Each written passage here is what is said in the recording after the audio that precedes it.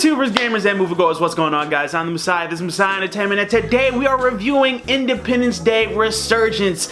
Guys, it's the sequel to Independence Day, which I know it's not the best movie, but, you know, I grew up with it, and I was a big Will Smith fan when I was growing up, so I do kind of like that film, if for nothing else but a big, fun action flick. This movie, on the other hand, So let's start off with story. In the movie universe, just like in the real world, it's been 20 years since Independence Day happened. Now we have all these technological advances because of the technology that we adapted from the alien ship. Now we have these cool laser weapons. Our ships are all outfitted with laser guns, sort of what they did in like Transformers 2. The guns on the aircraft carrier, they were all outfitted with laser weapons that they never used in any of the later movies. Anyway, I was about to say who was featured in the movie and who's the movie focusing on, but there's a lot thrown at you in the first few minutes. There's not Will Smith, who actually plays his son because he died off years ago because I guess they couldn't get him back for the sequel. There's the president's daughter, who's friends with not Will Smith, but she's also the girlfriend of Liam Hemsworth, who's up on the moon with this other guy who is in love with the Asian chick who comes up there later, but Liam Hemsworth did something to not Will Smith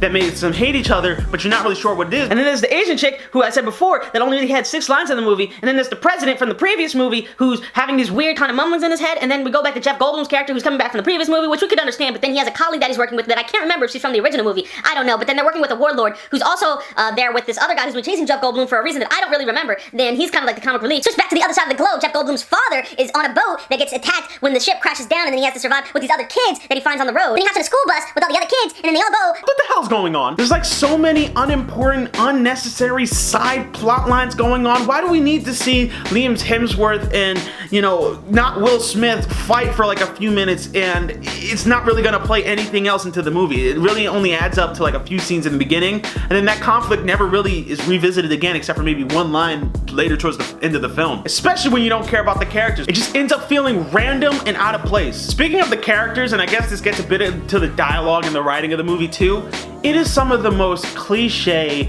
ridiculous stuff I've ever seen in my life. Like, what? Some of the stuff they have these people saying is absolutely hilarious. I'm sorry, like, they'll tell somebody over like Skype or something like, oh, the aliens are coming. And then the person will say, God almighty. It is like the most ridiculous thing ever. Characters are so stereotypical. You have the military hard-edged dude that just wants to blow everything up, and it's just like, you've seen this in every other movie. Why were there so many comic relief characters? There's Liam Hemsworth's friend, there's the crazy doctor, and then there's the dude who's following Jeff Goldblum around. There's way too much comic relief. It feels like in every scene that you go to, there's some sort of comic relief in there, and it's like, it was too much. I get it, it's not supposed to be too serious of a movie, but Jesus Christ, take it down a notch. It doesn't help that the movie's not that funny either. I would honestly say it's about a 70-30 split between the unfunny and the funny jokes. Only about 30% of the time do the jokes really hit you. A lot of the time, it's pretty hard to sit through. I found myself having to turn away from the screen like at least a few times during the movie just because of how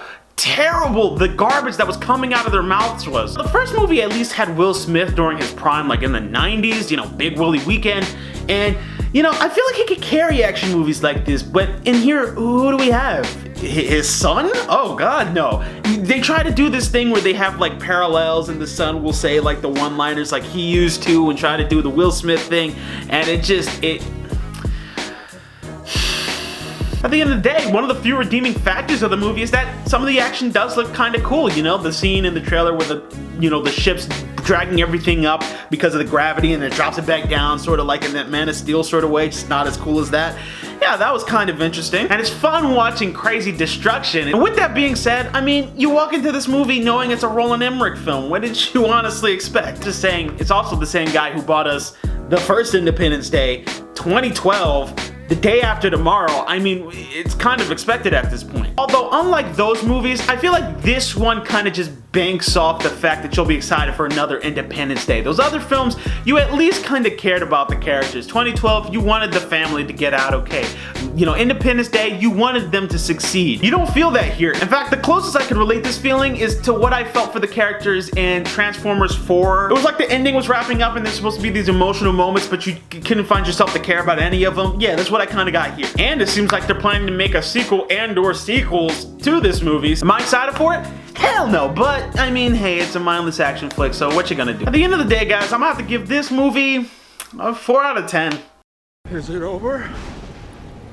At the end of the day, I mean, the movie has some enjoyable moments with some of the CGI and the special effects and the action and the fighting. Some of that's cool, but, you know, the characters suck, and then the writing sucks, and then, yeah, it's pretty much the rest of the movie kind of just sucks. It in no way lives up to the original, and it does not get me hyped up for any type of sequel that they have planned. I'm not quite as mad because I kind of saw this coming, but at the same time, it's not that good of a film, so I still have to talk about it. But that's just my opinion. I'm sure you guys got your own. Let me know in the comment section down below. What did you guys think of Independence Day Resurgence? Did you love it? Did you hate it? As always, you guys can follow me on Vine, Twitter, Movie Pilot, and Twitch. Don't forget to like the video, subscribe, and I will see you guys next time. I'm the Messiah. This is Messiah Entertainment.